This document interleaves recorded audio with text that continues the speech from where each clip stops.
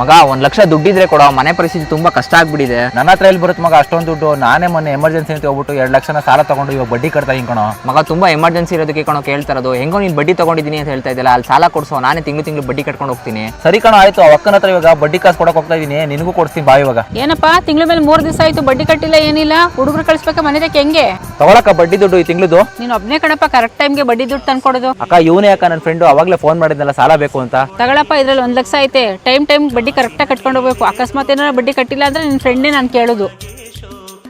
ಮಗ ಏನು 2 ತಿಂಗಳಾದ್ರೂ ಬಡ್ಡಿ ಕಟ್ಟಿಲ್ವಂತಲ್ಲೋ? ಆ ಅಕ್ಕ ಫೋನ್ ಮಾಡಿದ್ರು ಕಣ. ಏನೋ ಕೊಡ್ಸಿರೋ 1 ಲಕ್ಷಕ್ಕೆ ಈ ತರ ಫೋನ್ ಮಾಡ್ತಾ ಇದ್ದೀಂತ್ಯಾ? ನಾನು ಕಟ್ಟಲ್ಲ, ಹೋಗೋ.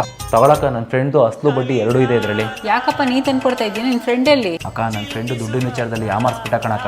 ದುಡ್ಡಿನ ವಿಚಾರದಲ್ಲಿ ಮನುಷ್ಯರಿಗೆ ನಿಯತ್ ಕಮ್ಮಿ ಕಣಪ್ಪ. ದೇವರವ್ನೇ ನೋಡ್ಕತ್ತೆ, ನೀನು ಬೇಜಾರು ಮಾಡ್ಕೋಬೇಡ ಬಿಡಪ್ಪ. ನಿಜ ಕಣಕ್ಕ, ನೀವು ಹೇಳ್ತಾ ಇರೋದು. ದುಡ್ಡಿನ ವಿಚಾರದಲ್ಲಿ ಯಾರು ನ್ಯಾನು ನಂಬಿಟ್ರು ದುಡ್ಡಿಸ್ಕೊಡ್ಬಾರ್ದು, ಎಲ್ಲ ಮೋಸ ಮಾಡೋಕ್ಕೆ ಕಾಯ್ತಾ ಇರ್ತಾರೆ.